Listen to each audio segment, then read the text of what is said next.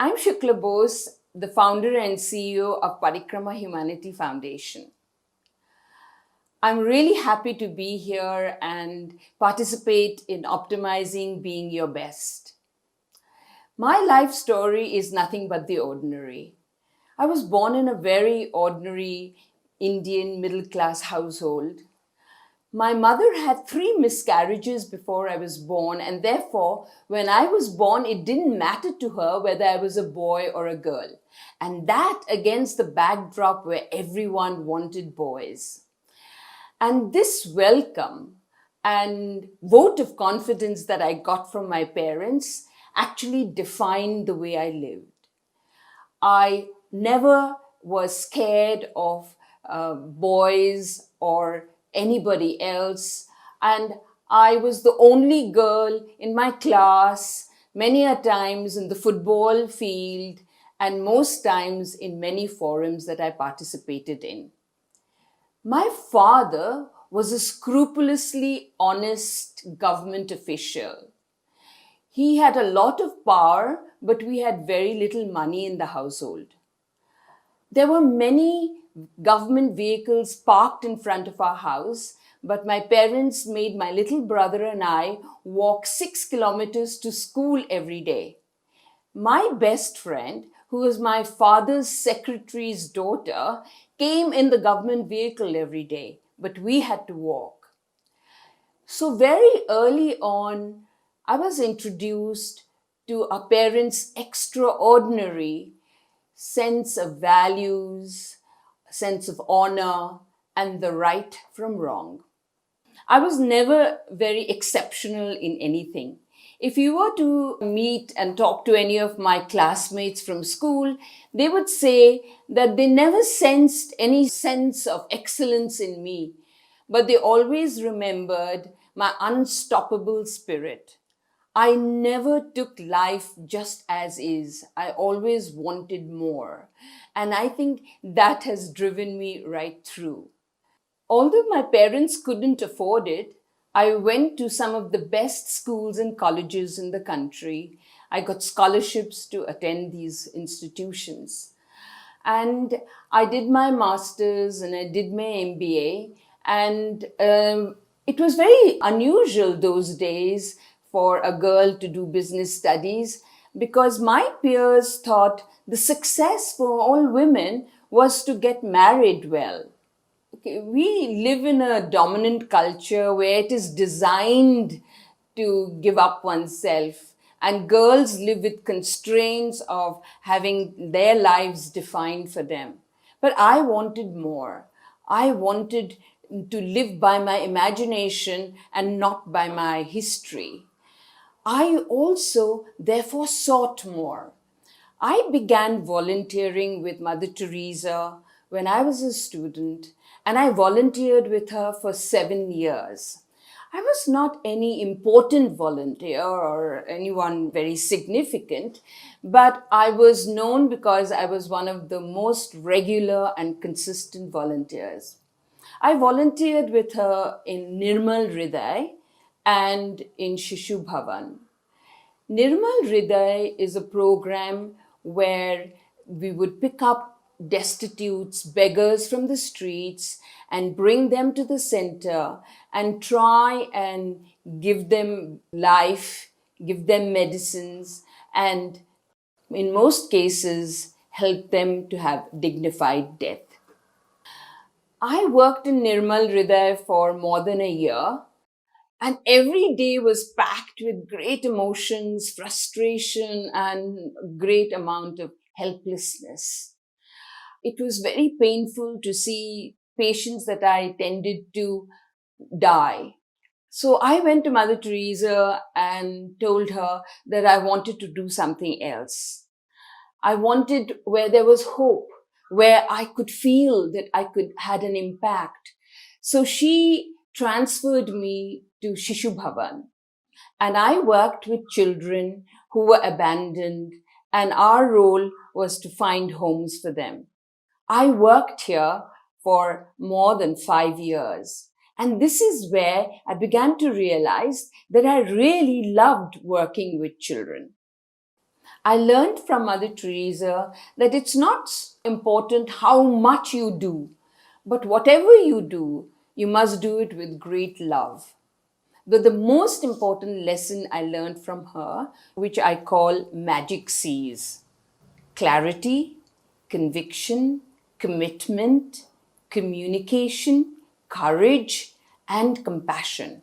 She would say that if you know what you want to do very clearly and is totally convinced about it, you will get the commitment to do it.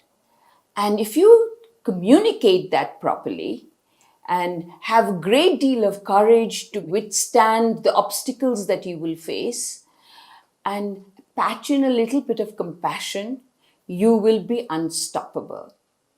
I also learned from her that when you want to really help someone, religion, caste, creed doesn't matter at all. What matters is humanity. I want to share a small story with you. You see this little mole that I have in my nose? I've had that since my childhood. And it didn't bother me. I was happy to live with it till I became a teenager and I went to college, and someone suggested that I would look better without it. So I went to the doctor and got an appointment to get it cut off. Unfortunately, the doctor gave me a date that clashed with the time I had committed to Mother Teresa.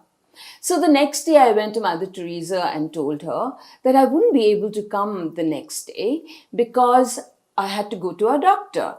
She was worried and she said, "What is wrong with you, my dear?" And I said, "No, nothing. I just want to get this mole cut off." She was shocked. She looked at me and said, "This is a gift from God." And she went to add that, "How much are you spending to get this done? If you have that kind of money, then you write a check for missionaries of charity," which I promptly did. And I still carry that mole. I'll never be able to cut it off. What I learned from her was, prioritize and don't waste time, money, and your energy on the non-essential. My mole is a non-essential item in my face, but something that I treasure today. So I completed my studies and took up a job in the hospitality industry. I slowly rose up the ranks.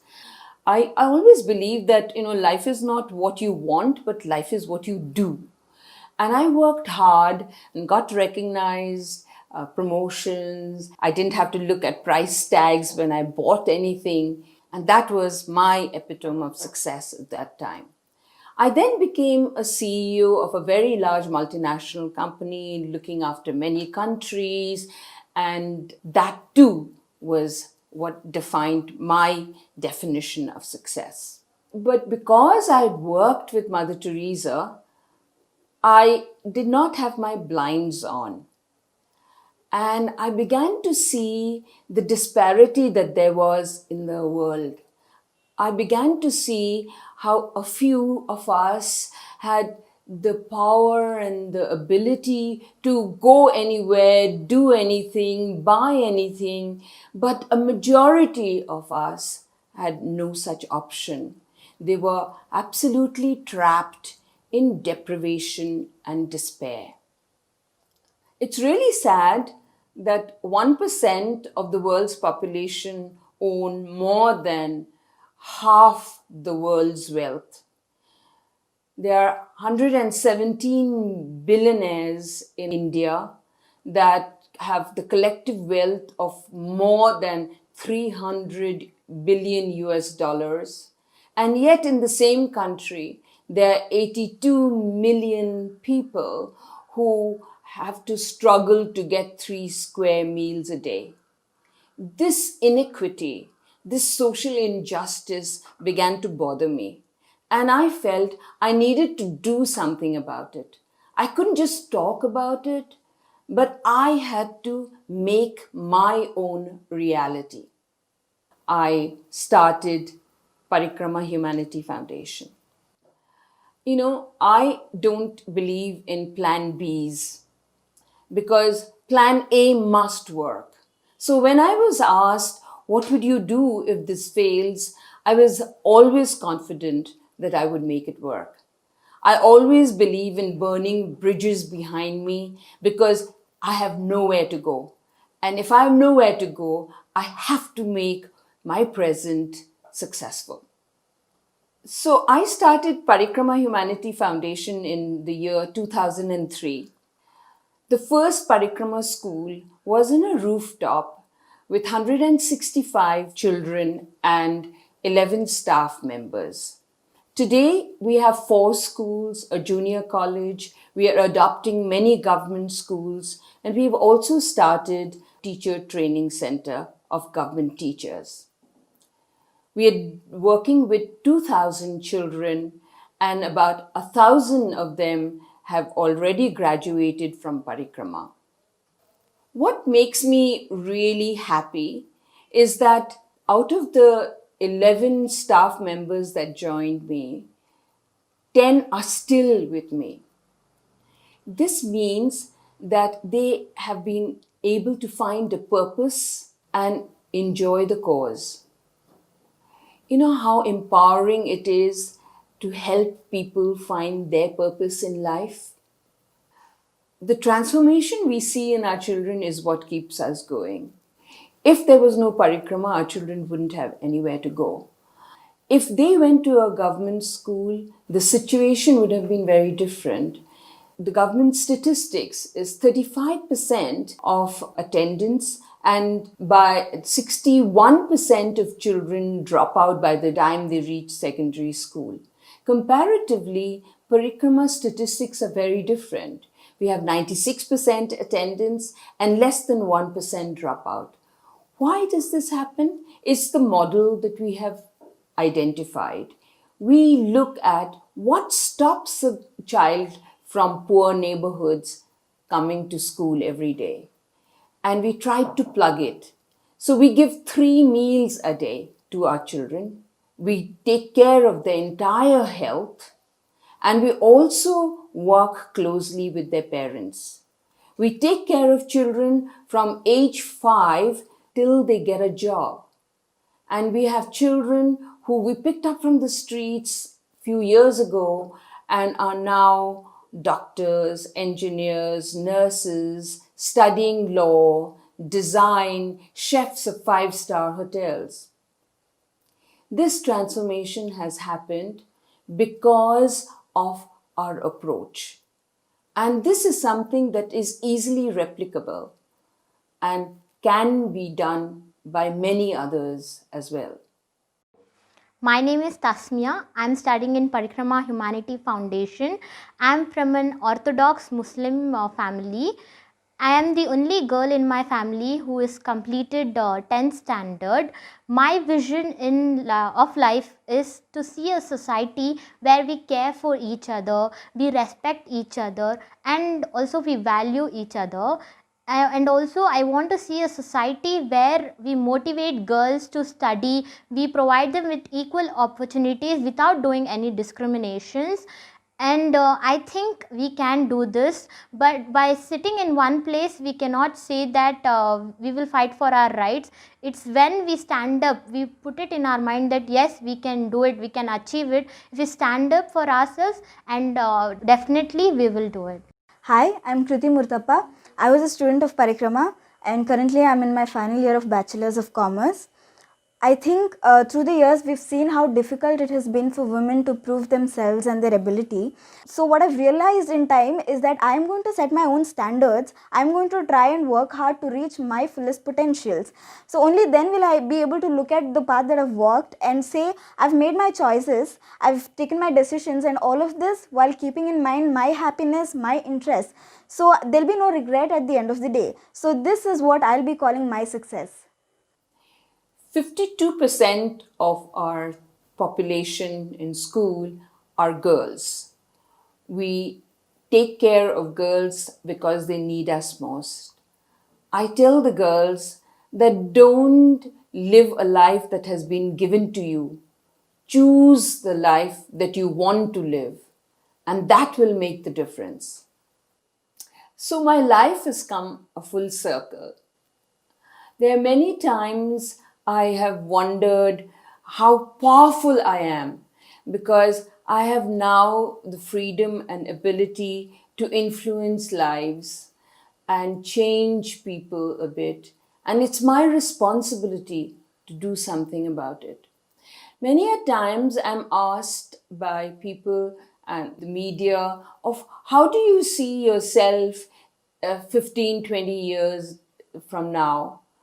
My response is I see myself in a wheelchair attending morning assembly of a Parikrama school.